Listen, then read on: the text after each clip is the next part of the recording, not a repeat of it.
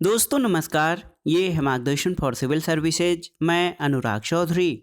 दोस्तों TGT PGT नागरिक शास्त्र रिमाइंडर श्रृंखला के अंतर्गत इस वीडियो में प्रस्तुत है राजनीति विज्ञान अथवा नागरिक शास्त्र के महत्वपूर्ण प्रश्नों का वन लाइनर रिवीजन नोट्स, जो आपके आगामी परीक्षाओं जैसे TGT PGT, LT grade, government inter college प्रवक्ता, गवर्नमेंट डिग्री कॉलेज, उच्चतर शिक्षा असिस्टेंट प्रोफेसर, केंद्रीय विद्यालय संगठन और नेट जेआरएफ आदि परीक्षाओं के लिए बहुत ही उपयोगी है।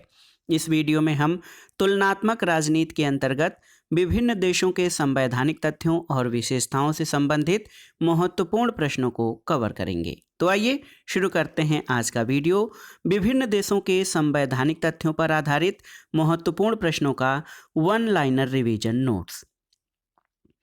पहला प्रश्न है दोस्तों, फ्रांसीसी दलों में सबसे पुराना दल जो अब विघटित हो गया है कौन सा है? तो उत्तर है रेडिकल पार्टी।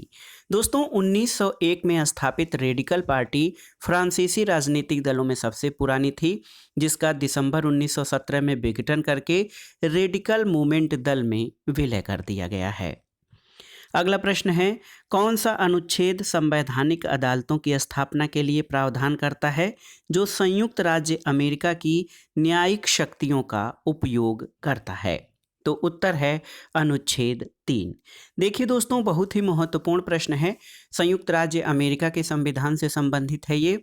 संयुक्त राज्य अमेरिका के संविधान का अनुच्छेद 3 संवैधानिक अदालतों के लिए प्रावधान करता है जो कि न्यायिक शक्तियों का उपयोग करता है।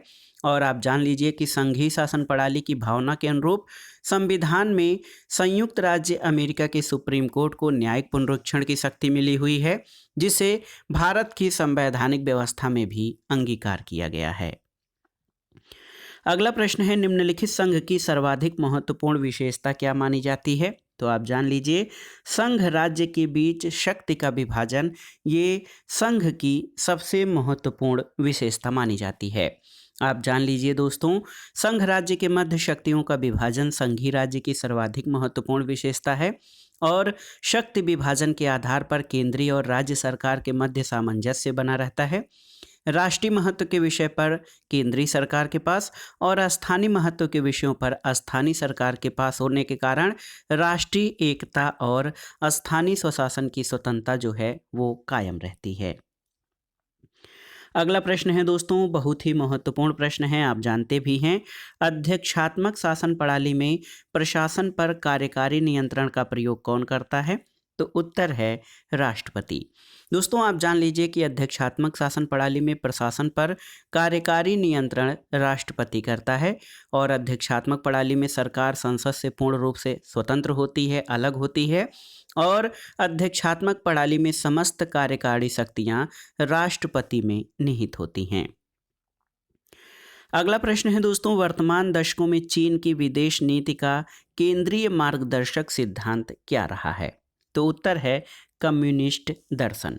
दोस्तों वर्तमान दशकों में चीन की विदेश नीति का केंद्रीय मार्गदर्शक सिद्धांत कम्युनिस्ट फिलॉसफी रहा है और चीन में सर्वहारा क्रांति का श्रेय माओ को जाता है, जिसका उद्देश्य कम्युनिस्ट यानी माओवादी विचारधारा को चीनी समाज में स्थापित करना और प्रतिक्रियात्मक विचारों का हिंसात्मक दमन करना है। जनवादी लोकतंत्र की अवधारणा भी चीन के माओ ने ही विकसित की थी। अगला प्रश्न है दोस्तों, किस वर्ष अमेरिकी सरकार ने अपना पहला स्वतंत्र नियामक आयोग यानी अंतर्राज्यीय वाणिज्य आयोग की स्थापना की थी? तो उत्तर है 1887 में।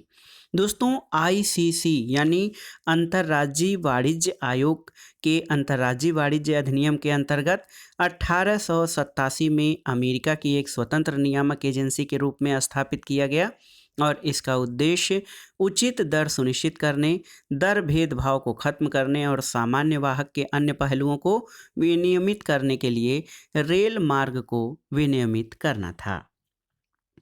अगला प्रश्न है दोस्तों, अमेरिकी संविधान का कौन सा अनुच्छेद राष्ट्रपति को कार्यालय से संबंधित है? तो उत्तर है अनुच्छेद 2। दोस्तों अमेरिकी संविधान का अनुच्छेद 2 राष्ट्रपति के कार्यालय से संबंधित है। अगला प्रश्न है, यह संस्था चीन के कानून बनाने वाली सर्वोच्च संस्था के रूप में जानी जाती है? तो ये है एनपीसी यानी नेशनल पीपुल्स कांग्रेस। चीन के विधानमंडल को एनपीसी यानी नेशनल पीपुल्स कांग्रेस का नाम दिया गया है और ये चीन में कानून बनाने वाली सर्वोच्च संस्था है। अगला प्रश्न है दोस्तों, ब्रिटिश संसद में निम्न लोकप्रिय प्रत्यक्ष निर्वाचित शक्तिशाली सदन कौन सा है? तो ये है कामन सभा। आप जान लीजिए कि ब्रिटिश संसद का गठन राजा सहित लॉर्ड सभा और कामन सभा दोनों सदनों से मिलकर होता है। लॉर्ड सभा के सदस्य वंश परंपरा में विशिष्ट वर्ग के लोग होते हैं जो निर्वाचित न होकर मनोनीत होते हैं, जबकि कामन सभा के जो सदस्य होते हैं वो प्रत्यक्ष रूप से निर्वाचित होकर आते हैं। अगला प्रश्न है दोस्तों, ब्रिटिश संसद के दो सदन कौन से हैं? तो याद रखिएगा, हाउस ऑफ कॉमन्स और हाउस ऑफ लॉर्ड्स, ये ब्रिटिश संसद के दो सदन हैं। अगला प्रश्न है, ब्रिटेन की लॉर्ड सभा की अध्यक्षता कौन करता है? तो उत्तर है स्पीकर। आप जान लीजिए दोस्तों, हाउस ऑफ कॉमन्स की अध्यक्षता जो है स्पीकर करता है। हाउस ऑफ लॉर्ड्स यानी लॉर्ड सभा का अध्यक्ष 2005 के पूर्व लॉर्ड चांसलर होता था और संवैधानिक सुधार कानून 2005 के द्वारा लॉर्ड सभा की अध्यक्षता के लिए लॉर्ड सभा के स्पीकर पद की व्यवस्था की गई है और लॉर्ड सभा के द्वारा ही इसका निर्वाचन किया जाता है। अगला प्रश्न है दोस्तों, अमेरिका में द्वितीय या उच्च सदन सीनेट की अध्यक्षता करने वाला पदेन अधिकारी कौन है? तो ये है उपराष्ट्रपति।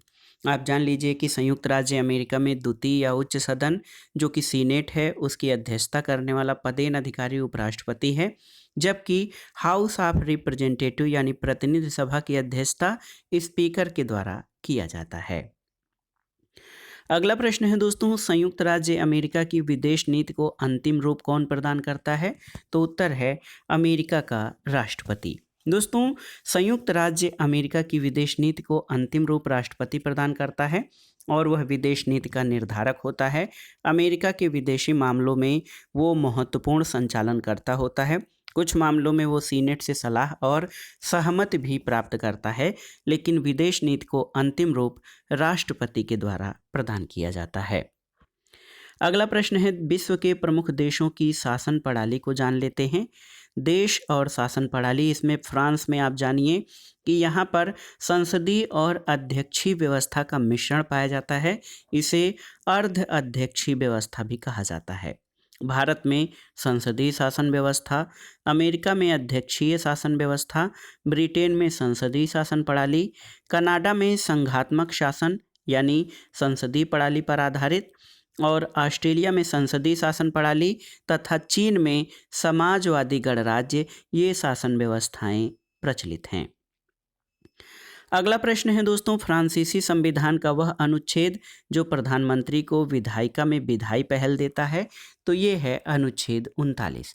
आप जान लीजिए, फ्रांस के संविधान का अनुच्छेद 39 फ्रांस के प्रधानमंत्री को संसद में विधायी पहल प्रदान करता है और इस अनुच्छेद के तहत विधायी पहल का अधिकार प्रधानमंत्री और संसद के सदस्यों को सौंपा गया है।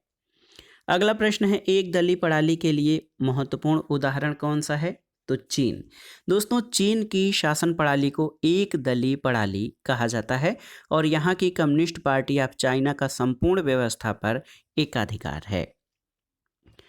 अगला प्रश्न है, दोहरी नागरिकता की प्रणाली किन देशों में प्रचलित है? तो स्विट्जरलैंड और अमेरिका में दोहरी नागरिकता है और इनके नागरिक संघ और राज्यों के अलग अलग नागरिक होते हैं, जबकि भारत, ब्रिटेन, कनाडा और ऑस्ट्रेलिया में इकहरी नागरिकता का प्रावधान है।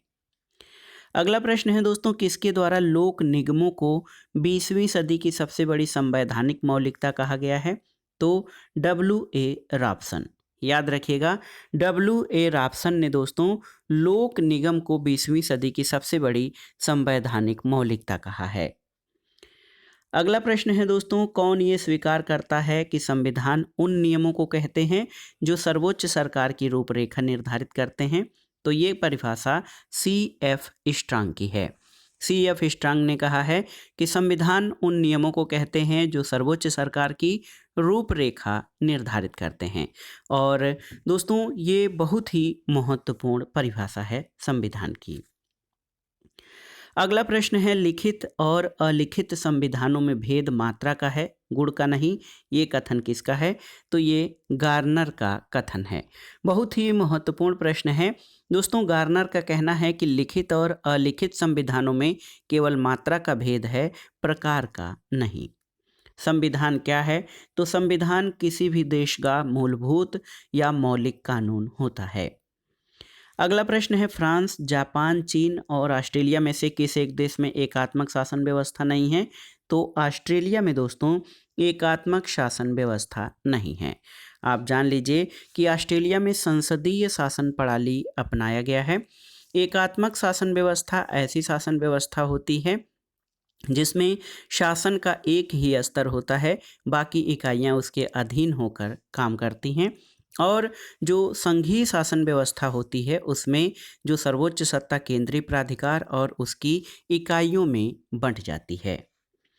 अगला प्रश्न है, संविधान की अवधारणा सबसे पहले कहाँ उत्पन्न हुई है? तो उत्तर है ब्रिटेन में। और देखिए विकसित संविधान का उदाहरण है कौन? तो ब्रिटिश संविधान दोस्तों विकसित संविधान का उदाहरण है। आगे देखिए सही सुमेलन करना है आपको। अमेरिका का संविधान कब लागू हुआ? तो 1789 यानी 1789 में लागू हुआ। फ्रांस का संविधान 4 अक्टूबर 1958 को।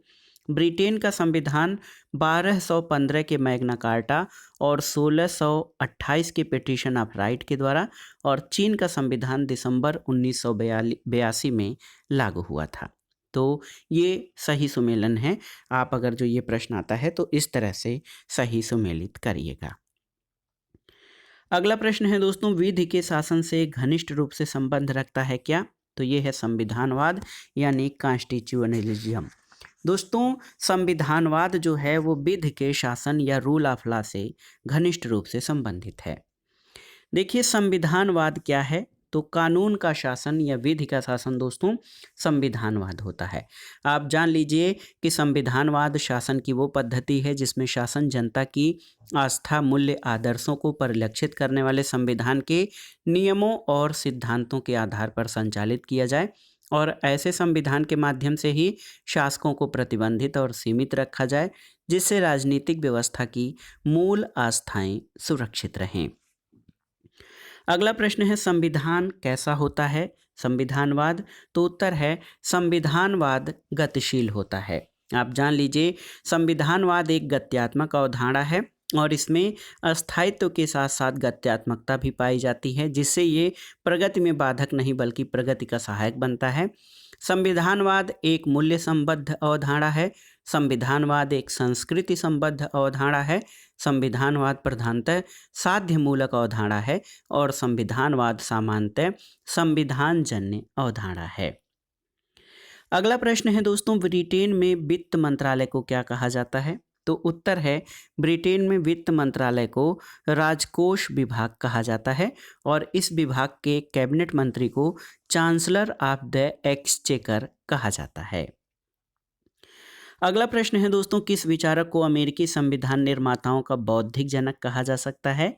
तो मॉन्टेस्क्यू को। और ये बहुत ही महत्वपूर्ण प्रश्न है दोस्तों। 1787 में फिलाडेल्फिया सम्मेलन में जब अमेरिका के संविधान का निर्माण कार्य प्रारंभ किया गया तो संविधान निर्माताओं ने मॉन्टेस्क्यू के शक्ति विभाजन के सिद्धांत को संविधान का आधारभूत सिद्धांत बनाने का निश्चय किया था, और इसलिए मॉन्टेस्क्यू को अमेरिकी संविधान निर्माताओं का बौद्धिक जनक कहा जाता है। अगला प्रश्न है दोस्तों, ग्रेट ब्रिटेन, कनाडा, संयुक्त राज्य अमेरिका और भारत में से कौन सा देश कठोर संविधान का सर्वोत्तम उदाहरण है? तो उत्तर है संयुक्त राज्य अमेरिका। दोस्तों संविधान को नमनीयता और अनमनीयता की दृष्टि से भी वर्गीकृत किया जाता है। कठोर या अनम्य संविधान उसे कहा जाता है जिसमें संशोधन करने के लिए विशेष प्रक्रिया की आवश्यकता होती है, जैसे अमेरिकी संविधान। और लचीला संविधान या नमनीय संविधान वो होता है जिसमें संशोधन की प्रक्रिया वही हो जैसे किसी आम कानून के निर्माण की, जैसे ब्रिटेन का संविधान। लेकिन भारत के संविधान के बारे में कहा जाता है ये न तो लचीला है न कठोर, बल्कि दोनों का मिला जुला रूप है। अगला प्रश्न है दोस्तों, ऑस्ट्रेलिया, ब्रिटेन, फ्रांस और स्पेन में से किस देश का संविधान लिखित नहीं है? तो ब्रिटेन का संविधान लिखित संविधान नहीं है। अगला प्रश्न है दोस्तों, अमेरिकी संविधान के किस संशोधन में विधायी और कार्यकारी कृत्यों की न्यायिक संवीक्षा के संबंध में विधि की सम्यक प्रक्रिया का उल्लेख किया गया है? तो उत्तर है 5वां संशोधन और 14वां संशोधन। ये बहुत ही महत्वपूर्ण प्रश्न है दोस्तों, आप जान लीजिए। अमेरिकी संविधान के 5वें संशोधन और 14वें संशोधन में ये व्यवस्था की गई है न्यायिक संवीक्षा के संबंध में विधि की उचित या सम्यक प्रक्रिया।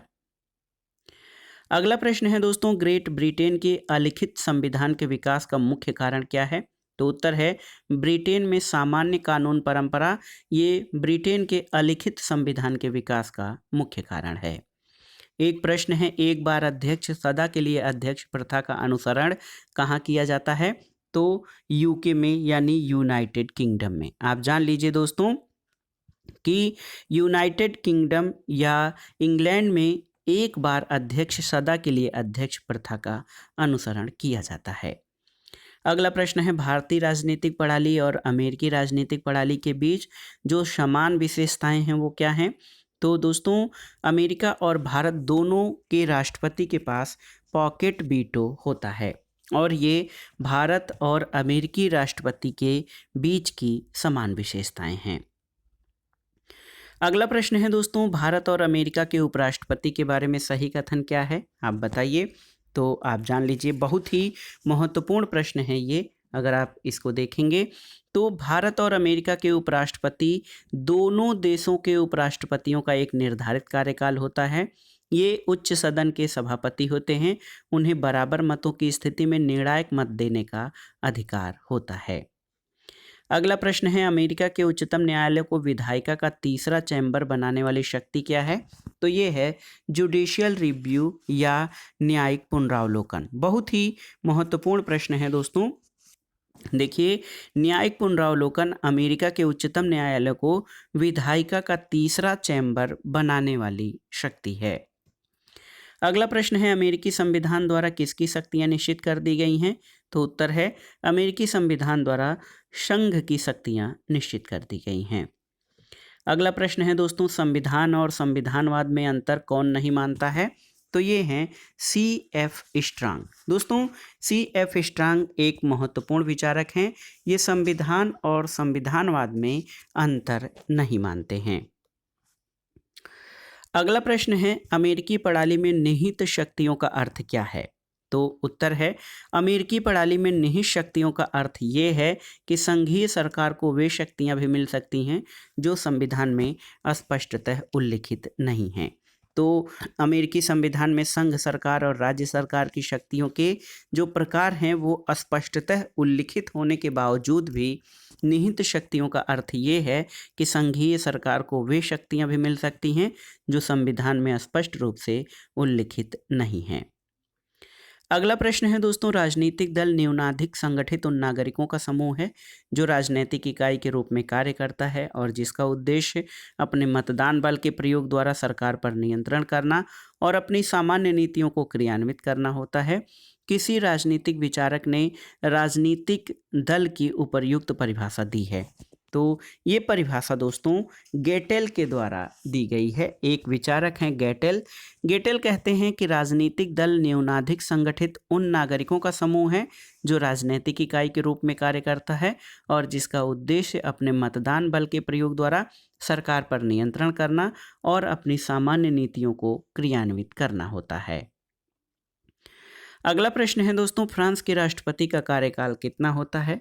तो फ्रांस के राष्ट्रपति का चुनाव वयस्क मताधिकार पर आधारित प्रत्यक्ष निर्वाचन पर होता है और सन 2000 में राष्ट्रपति के कार्यकाल की अवधि 7 वर्ष से घटाकर 5 वर्ष कर दी गई है। तो वर्तमान में फ्रांस के राष्ट्रपति का कार्यकाल 5 वर्ष है। अगला प्रश्न है दोस्तों, फ्रांस की व्यवस्थापिका का निचला सदन क्या है? तो ये है चेंबर ऑफ डेप्यूटीज, जिसे अब नेशनल असेंबली कहा जाता है। याद रखिएगा, फ्रांस की व्यवस्थापिका का निचला सदन चेंबर ऑफ डेप्यूटीज है, जिसे अब नेशनल असेंबली या राष्ट्रीय परिषद कहा जाता है। और फ्रांस के संविधान में न तो अध्यक्षात्मक सरकार का प्रावधान है न तो संसदीय सरकार का, बल्कि इसमें इन दोनों ही तत्वों का मिश्रण है। और फ्रांस का वर्तमान संविधान पंचम गणतंत्र के नाम से जाना जाता है। अगला प्रश्न है दोस्तों, फ्रांस में सरकार और राष्ट्रपति के बीच जटिल संबंध है, इसका कारण क्या है? तो उत्तर है, एक मिली-जुली राष्ट्रपति संसदीय प्रणाली की सरकार होने के कारण फ्रांस में सरकार और राष्ट्रपति के बीच जटिल संबंध पाया जाता है। एक महत्वपूर्ण जानकारी यहाँ पर दी गई है आपके लिए। आधुनिक युग में संविधान की अवधारणा का विकास किस देश से? ब्रिटेन से माना जाता है। ब्रिटेन की संवैधानिक व्यवस्था वहाँ की परिस्थितियों की देन है।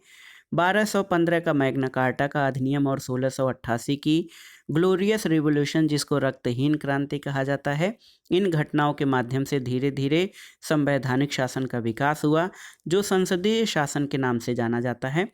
इस कारण ब्रिटेन को सभी संसदों की जननी भी कहा जाता है। इसके अलावा 1787 में फिलाडेल्फिया सम्मेलन में जब अमेरिका के संविधान का निर्माण कार्य प्रारंभ हुआ, तो संविधान निर्माताओं ने मॉन्टेस्क्यू के शक्ति विभाजन सिद्धांत को संविधान का आधारभूत सिद्धांत बनाने का निर्णय किया। इसलिए मॉन्टेस्क्यू को अमेरिकी संविधान निर्माताओं का बौद्धिक जनक कहा जाता है। मेडिसन ने कहा कि हम निरंतर मॉन्टेस्क्यू की अदृश्य छाया से प्रेरणा ग्रहण करते रहे हैं, और फाइनर का कहना है कि अमेरिकी संविधान शक्ति विभाजन के सिद्धांत पर आधारित विश्व में सर्वाधिक प्रसिद्ध राज्य शासन है। कुछ अन्य महत्वपूर्ण जो अध्ययन सामग्री उसको देख लीजिए। नव उपनिवेशवाद। दोस्तों, नव उपनिवेशवाद के बारे में जान लीजिए क्या है। तो आप उपनिवेशवाद या कॉलोनियलिज्म के बारे में जानते हैं। नव उपनिवेशवाद क्या है? तो आप जान लीजिए, नव उपनिवेशवाद प्रभाव क्षेत्र का साम्राज्य है। यह आधुनिक साम्राज्यवाद है। नव उपनिवेशवाद में एक शक्तिशाली राष्ट्र से और अपेक्षाकृत एक कम शक्तिशाली राष्ट्र का संबंध आर्थिक उपनिवेश अथवा उपग्रह का होता है। इसमें बहुराष्ट्रीय कंपनियों द्वारा खनिज संपदा, एक उपभोक्ता व्यापार पर नियंत्रण आदि साधनों का प्रयोग किया जाता है। और आप जान लीजिए दोस्तों, जो ये उपनिवेशवाद की नीतियां हैं, इससे विकासशील देशों की आत्मनिर्भरता घटती है, वहाँ पर बेरोजगारी का जन्म होता है, उन देशों में निर्धनता आती है, और ये मीठे जहर के समान है जो विकासशील देशों की अर्थव्यवस्था और उद्यमशीलता को अंदर से खोखला करके धराशायी बना देता है। और आप जान लीजिए, एक भौगोलिक क्षेत्र के लोगों द्वारा किसी दूसरे भौगोलिक क्षेत्र में उपनिवेश यानी कॉलोनी स्थापित करना, ये मान्यता रखना कि ये अच्छा काम है, उपनिवेशवाद कहलाता है। अब देखिए दोस्तों, फ्रांसीसी व्यवस्था किस प्रकार की व्यवस्था है? तो उत्तर है, फ्रांसीसी व्यवस्था शुद्ध अध्यक्षात्मक नहीं है और शुद्ध संसदीय भी नहीं है, क्योंकि फ्रांस में अर्ध अध्यक्षात्मक और अर्ध संसदीय व्यवस्था पाई जाती है। अगला प्रश्न है दोस्तों, हम एक संविधान के अंतर्गत कार्य करते हैं, लेकिन संविधान वह है, जैसा कि न्यायाधीश बताते हैं कि वो ये कहता है। यह जिस न्यायपालिका के विषय में है, वो किसके विषय में? तो सही उत्तर है संयुक्त राज्य अमेरिका में। दोस्तों, संयुक्त राज्य अमेरिका के न्यायपालिका के बारे में कहा गया है कि हम एक संविधान के अंतर्गत कार्य करते हैं, लेकिन संविधान वह है जैसा कि न्यायाधीश बतलाते हैं। अगला प्रश्न है दोस्तों, लौह आवरण या आयरन कर्टेन। देखिए, बहुत ही महत्वपूर्ण प्रश्न है। लौह आवरण शब्द को किसने प्रचलित कराया? तो उत्तर है चर्चिल ने फुलटन भाषण के द्वारा दोस्तों लौह आवरण शब्द को प्रचलित कराया था। शक्ति संतुलन की विशेषता क्या नहीं है? तो आप जान लीजिए दोस्तों, शक्ति संतुलन जो है, ये इसकी स्थापना स्वतः हो जाती है, ये सही नहीं है। आप जान लीजिए, शक्ति संतुलन के संबंध में ये सही नहीं है कि शक्ति संतुलन की स्थापना स्वतः हो जाती है, इसके लिए प्रयास करना पड़ता है। अगला प्रश्न है दोस्तों, फ्रांस की राज्य क्रांति का स्वरूप कैसा था? तो उत्तर है फ्रांस की राज्य क्रांति का स्वरूप बुर्जुआ था, और जिसका जो नेतृत्व है मध्यम वर्ग ने किया था। अगला प्रश्न है, फ्रांसीसी क्रांति का नारा क्या था? तो बहुत ही महत्वपूर्ण प्रश्न है, आप जान लीजिए। फ्रांसीसी क्रांति का नारा था स्वतंत्रता, समानता और बंधुत्व, यानी लिबर्टी, इक्वलिटी एंड फ्रेटर्निटी। दोस्तों, ये फ्रांस की या फ्रांसीसी क्रांति का नारा था। अगला प्रश्न है कि जीवन, स्वतंत्रता और सुखानुसरण तथ्य हैं, किस स्वतंत्रता के घोषणा पत्र का?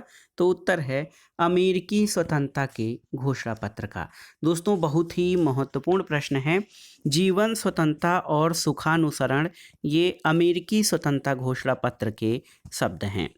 Declaration of independence of USA ये एक राजनीतिक दस्तावेज है जिसके आधार पर इंग्लैंड के 13 उत्तर अमेरिकी उपनिवेशों ने 4 जुलाई 1776 को स्वयं इंग्लैंड से स्वतंत्र घोषित किया गया। और इस घोषणा पत्र में ये कहा गया कि हम इन सिद्धांतों को स्वयं सिद्ध मानते हैं कि सभी मनुष्य समान पैदा हुए हैं और उन्हें अपने सृष्टा द्वारा कुछ अविच्छिन्न अधिकार मिले हैं। जीवन, स्वतंत्रता और सुख की खोज इन्हीं अधिकारों में है। अगला प्रश्न है अमेरिकी स्वतंत्रता का घोषणा पत्र किसके द्वारा तैयार किया गया था?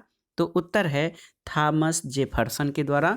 दोस्तों थॉमस जेफरसन ने अमेरिकी स्वतंत्रता का घोषणा पत्र तैयार किया था जो कि प्राकृतिक अधिकारों के दार्शनिक सिद्धांतों पर आधारित था। अगला प्रश्न है अमेरिका ने स्वयं को स्वतंत्र कब घोषित किया? तो 4 जुलाई 1776 को।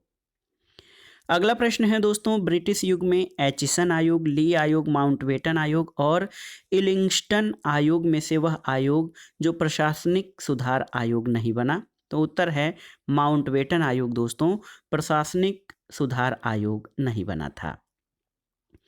अगला प्रश्न है स्वनिर्णय का सिद्धांत दुधारी तलवार है, ये कथन किसका है? तो उत्तर है दोस्तों लॉर्ड कर्जन। स्वनिर्णय का सिद्धांत दुधारी तलवार है, ये कथन लॉर्ड कर्जन का है। उन्होंने 1923 के लुसाने पीस कॉन्फ्रेंस में स्वनिर्णय के अधिकार की आलोचना करते हुए कहा था कि स्वनिर्णय का सिद्धांत दुधारी तलवार है। अगला प्रश्न है दोस्तों फ्रांस का वर्तमान संविधान किस गणतंत्र के नाम से जाना जाता है? तो ये पंचम गणतंत्र के नाम से जाना जाता है। और आप जान लीजिए दोस्तों जनमत संग्रह के उपरांत 5 अक्टूबर 1958 को फ्रांस के वर्तमान पंचम गणतंत्र का संविधान प्रवर्तित हुआ है। अगला प्रश्न है लास्की, जेफरसन, जैक्सन और लिंकन में से किसने सर्वोच्च न्यायालय को कांग्रेस का तीसरा सदन कहा था? तो उत्तर है लास्की ने। दोस्तों लास्की ने सर्वोच्च न्यायालय को कांग्रेस का तीसरा सदन कहा है और ये अमेरिकी न्यायिक सर्वोच्चता के सिद्धांत को दृष्टिगत रखते हुए ये कथन कहा गया है। दोस्तों अमेरिका में न्यायिक सर्वोच्चता के सिद्धांत को अपनाया गया है जिससे वहाँ सर्वोच्च न्यायालय को काफ़ी विस्तृत शक्तियाँ प्रदान की गई हैं और विधि की उचित प्रक्रिया के आधार पर उसे न्यायिक पुनरावलोकन की विस्तृत शक्ति प्राप्त है जिसके द्वारा वह अमेरिकी संसद के द्वारा बनाए गए कानूनों का परीक्षण कर सकता है और इसी संदर्भ में लास्की ने इसे कांग्रेस का तृतीय सदन कहा है। अगला प्रश्न है फ्रांस, ब्रिटेन, अमेरिका और स्विट्जरलैंड में से वह देश जिसमें प्रशासनिक न्यायालयों की विस्तृत व्याख्या है? तो उत्तर है फ्रांस में। दोस्तों फ्रांस में प्रशासनिक न्यायालयों की व्यवस्था की गई है। फ्रांस में प्रशासनिक कानून व्यवस्था स्थापित है जिसका संबंध सार्वजनिक प्रशासन यानी नागरिक कानून से है। फ्रांस में प्रशासकीय न्यायालयों को देश के साधारण न्यायालयों के ही स्तर का शक्ति और क्षेत्राधिकार प्राप्त हैं। अगला प्रश्न है दोस्तों प्रशासकीय विधि किस संविधान की मुख्य विशेषता है?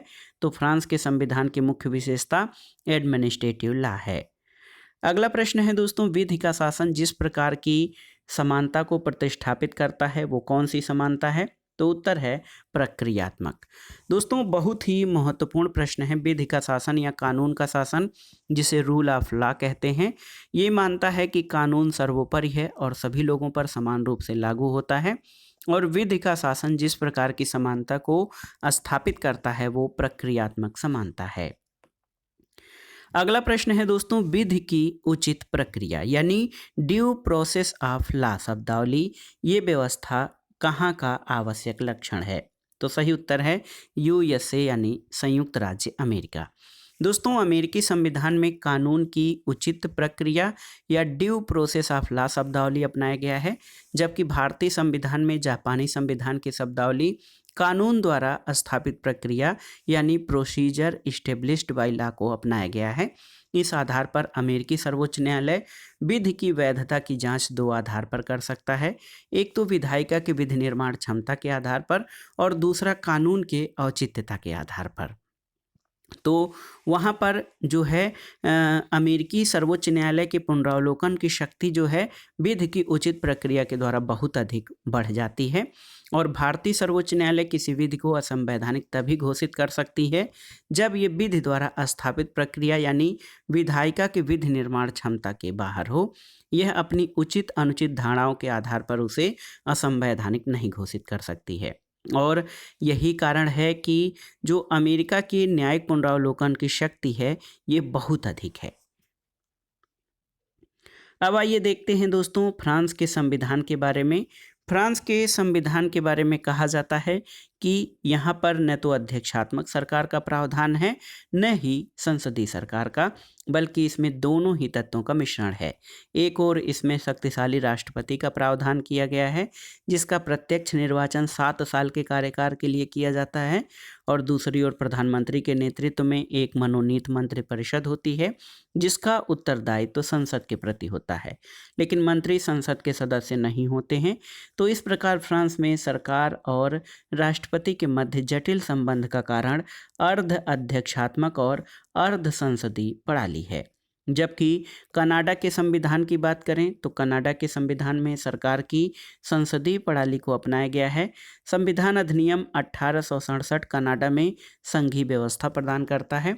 इसका अर्थ ये है कि सरकार के दो मुख्य स्तर होते हैं, संघीय सरकार यानी राष्ट्रीय सरकार और प्रांतीय सरकारें यानी क्षेत्रीय सरकार।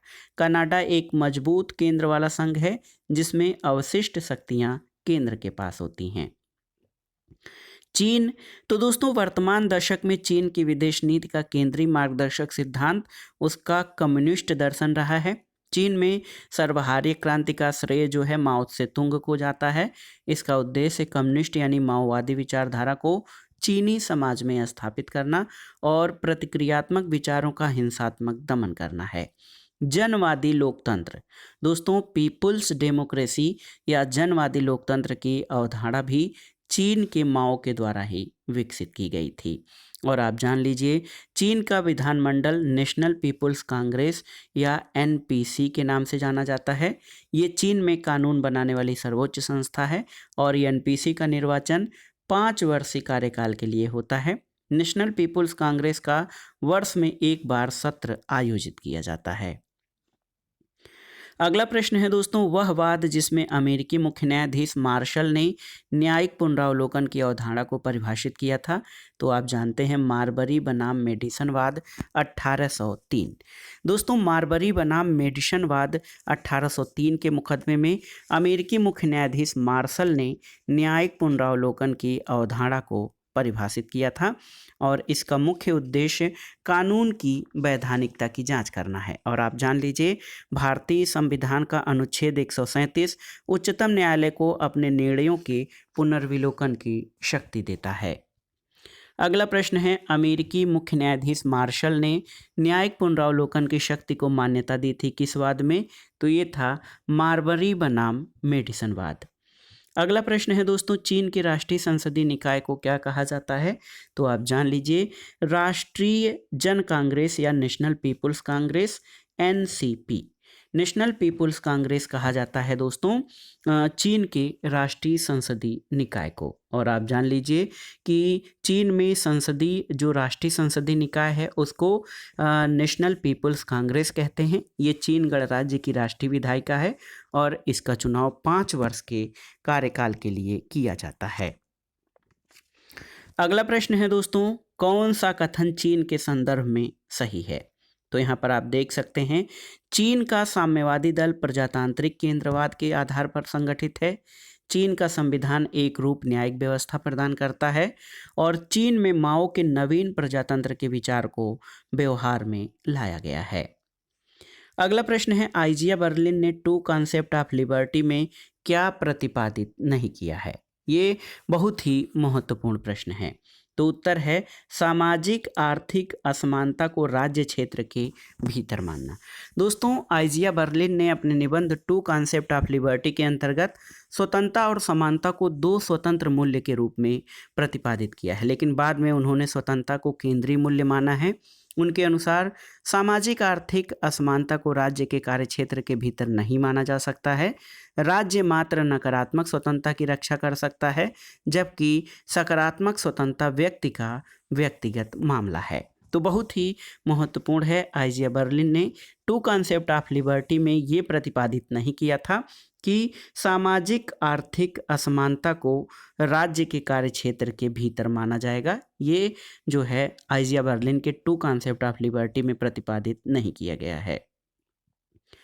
अगला प्रश्न है दोस्तों, लॉर्ड सभा जब ब्रिटेन के सर्वोच्च न्यायालय के रूप में कार्य करती है तो उस समय हाउस ऑफ लॉर्ड्स में कितने सदस्य कानूनी कार्रवाई में भाग लेते हैं, आपको बताना है। ये बहुत ही महत्वपूर्ण प्रश्न है। इसमें देखिए, लॉर्ड सभा जब ब्रिटेन के सर्वोच्च न्यायालय के रूप में कार्य करती है तो उस समय हाउस ऑफ लॉर्ड्स में कितने सदस्य कार्रवाई में भाग लेते हैं, तो उत्तर है केवल कानूनी सदस्य।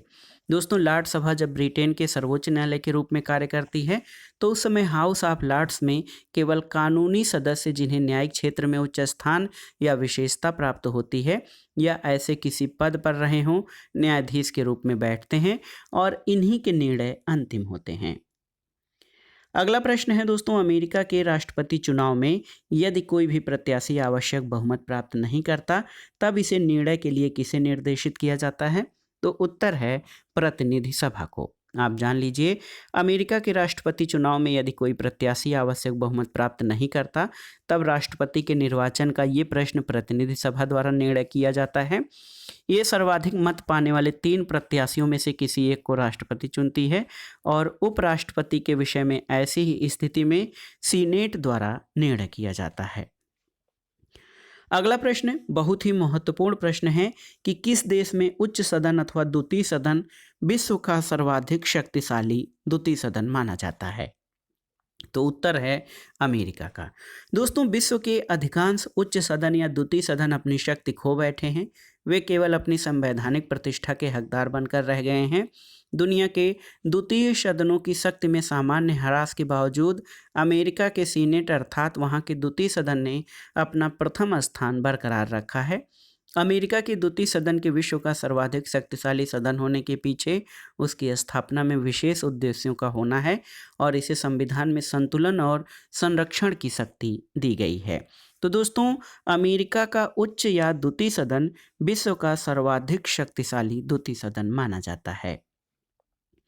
अगला प्रश्न है, वर्तमान अमेरिकी राष्ट्रपति जो बाइडेन का कार्यकाल क्या है, तो ये है प्रथम कार्यकाल। दोस्तों, आप जान लीजिए कि जो बाइडेन जो अमेरिकी राष्ट्रपति हैं वर्तमान में, इनका ये प्रथम कार्यकाल है। अगला प्रश्न है दोस्तों, अमेरिकी राजनीति में चुनाव क्षेत्रों को राजनैतिक लाभ की दृष्टि से परिसीमित करने की प्रवृत्ति को क्या कहा जाता है, तो उत्तर है गैरीमैंडरिंग।